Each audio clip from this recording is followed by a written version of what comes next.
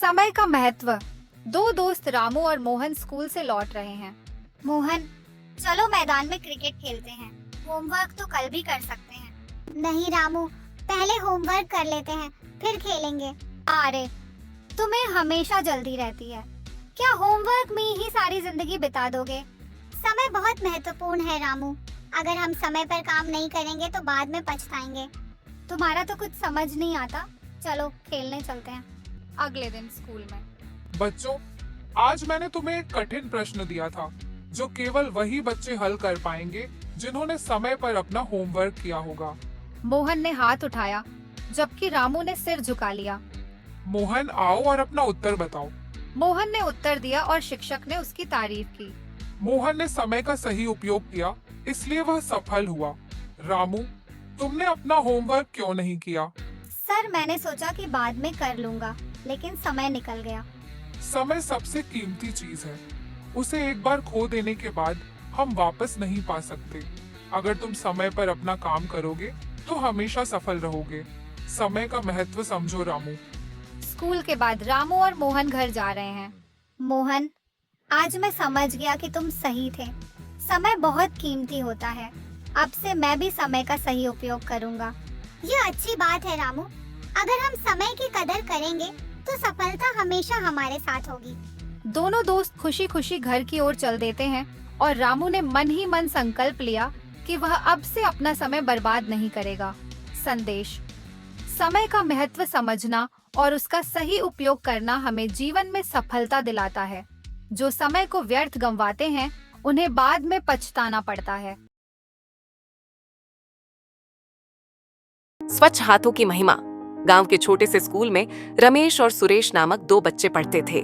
रमेश पढ़ाई में होशियार था, जबकि सुरेश का मन खेलकूद में अधिक लगता था। दोनों अच्छे दोस्त थे, लेकिन एक बात में बहुत भिन्न थे। रमेश हर दिन खाना खाने से पहले और बाद में हाथ अच्छी तरह धोता था, जबकि सुरेश इस आदत को अनदेखा करता था। एक दिन स्कूल में भोजन का समय हुआ। सभी बच्चे अपने अपने टिफिन निकालकर खाने लगे। रमेश ने अपने हाथ साबुन से धोए और सुरेश को भी ऐसा करने के लिए कहा। रमेश ने कहा, सुरेश, हाथ धो लेना चाहिए, इससे बीमारी नहीं होती और हम स्वस्थ रहते हैं। सुरेश ने हंसते हुए कहा, अरे रमेश, तुम हर बार हाथ धोने की क्या जरूरत समझते हो? मैं तो ऐसे ही खाना खा लेता हूँ और मुझे तो कभी कुछ नहीं होता। रमेश ने समझाने की कोशिश करते हुए कहा, सुरेश, आंखों से कीटाणु नहीं दिखते। हाथों में बहुत सारे कीटाणु होते हैं जो बीमारी फैलाते हैं। स्वच्छता जरूरी है।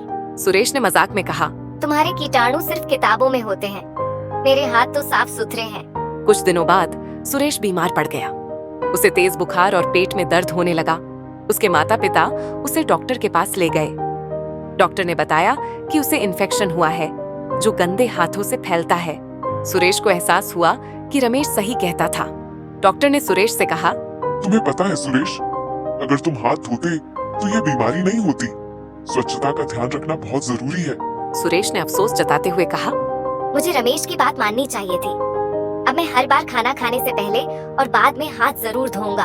जब सुरेश ठीक होकर स्कूल वापस आया तो उसने रमेश से माफी मांगी और कहा, रमेश, तुम सही थे। अब से मैं भी तुम्हारी तरह हर समय हाथ धोऊंगा। रमेश मुस्कुराते हुए बोला, कोई बात नहीं सुरेश, हमें अपनी गलतियों से सीखना चाहिए। स्वच्छता अपनाओ और स्वस्थ रहो। उस दिन के बाद से न केवल सुरेश बल्कि पूरे स्कूल के बच्चे हाथ धोने की आदत को अपनाने लगे। सभी ने समझा कि स्वच्छता ही स्वास्थ्य की कुंजी है। कहानी का संदेश: स्वच्छता अपनाने से हम बीमारियों से बच सकते हैं। हमें अपने हाथों की सफाई का हमेशा ध्यान रखना चाहिए।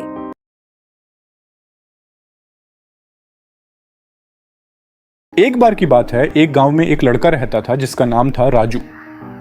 राजू बहुत ही होशियार और मेहनती था, लेकिन वह अक्सर उदास रहता था। उसकी उदासी का कारण था कि वह अपने दोस्तों की तरह पढ़ाई में अच्छे अंक नहीं ला पाता था। एक दिन राजू उदास होकर अपने घर के पास बैठे पेड़ के नीचे बैठा था। उसकी माँ सुनीता यह देख रही थी।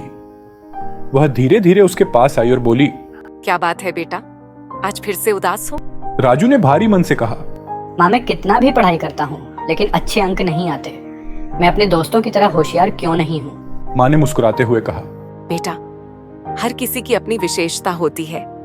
कोई पढ़ाई में अच्छा होता है तो कोई और कामों में। तुम अपने आप को कम मत समझो। राजू ने निराश होकर कहा। लेकिन माँ, अगर मैं अच्छे अंक नहीं लाऊंगा तो लोग मुझे बेवकूफ समझेंगे। माँ ने राजू के सिर पर प्यार से हाथ फेरते हुए कहा। लोग क्या सोचते हैं ये मत सोचो। तुम अपनी मेहनत और सच्चाई पर ध्यान दो। सफलता हमेशा मेहनत के साथ आती है। अगले दिन गांव में एक प्रतियोगिता का आयोजन हुआ जिसमें कई तरह के खेल और गतिविधियां शामिल थीं। राजू ने भी उसमें भाग लिया। उसने अपने आप को साबित करने का फैसला किया और बहुत मेहनत की।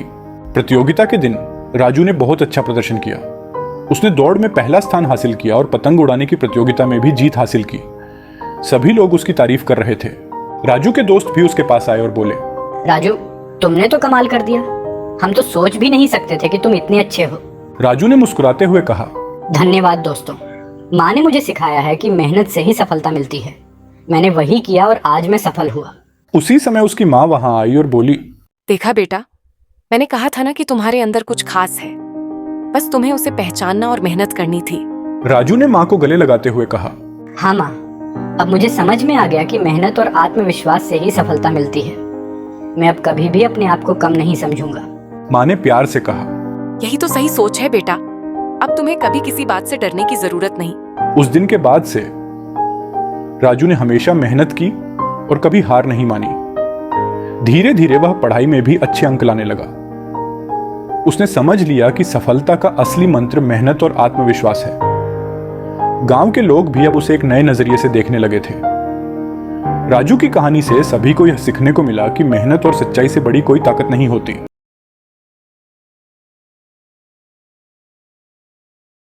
कौआ और कछुआ। एक जंगल में एक प्यारा सा कछुआ और एक चालाक कौआ रहता था। कछुआ हमेशा अपनी धीमी गति के कारण निराश रहता था, जबकि कौआ अपनी उड़ान की गति पर बहुत गर्व करता था। एक दिन कौआ कछुए से बोला, कछुआ भाई, तुम कितने धीमे हो। अगर मैं तुम्हारी जगह होता तो अब तक पूरी दुनिया का चक्कर लगा आता। कछुए ने मुस्कुराते हुए जवाब दिया, भाई, हर प्राणी की अपनी ताकत होती है। तुम हवा में उड़ सकते हो, लेकिन मैं पानी में तैर सकता हूँ। कौआ हंसते हुए बोला, तुम सही हो, लेकिन मैं तुम्हारी धीमी गति को देखकर खुद को रोक नहीं पाता। कछुए ने शांत स्वर में कहा, गति में शक्ति है, परंतु धैर्य में भी गहरा ज्ञान छिपा होता है। कुछ दिनों बाद कौई ने कछुए को एक नदी के किनारे देखा। कौई को एक शरारत सूझी। उसने कछुए से कहा, क्या तुम यह नदी पार कर सकते हो?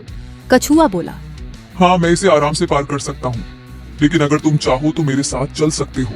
कौई ने सोचा कि वह उड़कर नदी पार कर लेगा, लेकिन उसने कछुए की बात मान ली और उसके ऊपर बैठ गया। कछुआ धीरे धीरे नदी में तैरने लगा। कौवा उबने लगा और उसका उड़ने का मन किया, लेकिन वह कछुए के धैर्य को देखकर चुप रहा। नदी के बीच में पहुंचने पर अचानक तूफान आ गया। कौवा डर गया, लेकिन कछुआ शांत रहा। कछुए ने कौवे से कहा, धैर्य रखो, हम सुरक्षित पार हो जाएंगे। आखिरकार कछुआ और कौवा नदी पार कर गए। कौई ने कछुए से माफी मांगी और कहा, मुझे अब समझ आया कि धैर्य से ही मुश्किल समय में सफल हुआ जा सकता है। कछुआ मुस्कुराया और कहा, धैर्य और विश्वास से बड़ी बाधा पार की जा सकती है।